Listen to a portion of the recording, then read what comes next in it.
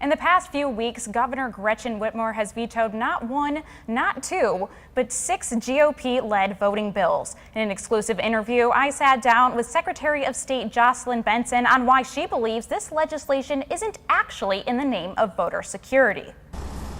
The Brennan Center for Justice at NYU Law says that despite no proof of widespread voter fraud in 2020, 19 states have enacted voting legislation that would make it more difficult to vote. The Michigan GOP is trying to become the 20th.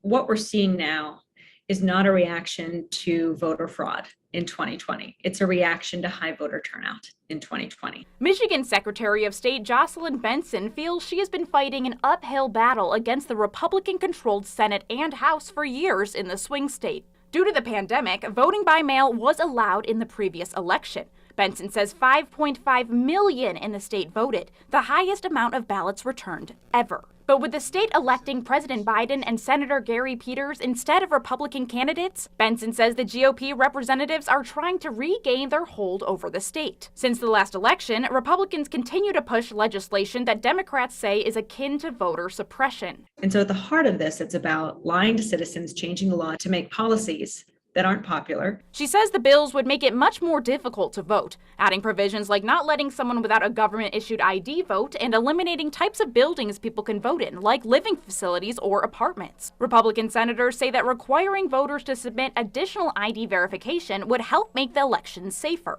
There were problems. There are causes for reforms. There's causes for reforms that have been suggested for decades. Benson says that was never a problem because the elections are already safe. She says these bills would disproportionately impact voters who are black, poor, young, immigrant, or rural. Benson says her GOP colleagues are trying to persuade the public that the previous election was not a true reflection of the will of the people. That we're chasing lies, and then we're adding additional misleading factors on top of those lies to pass legislation or enact new policies to make it harder to vote. She adds that education is one of the most important aspects of the jobs of those elected, and deliberately trying to cast doubt is a malicious way of trying to disenfranchise certain citizens. Once again, we want to add that through local, state, and federal investigations and audits, there is no evidence of widespread voter fraud.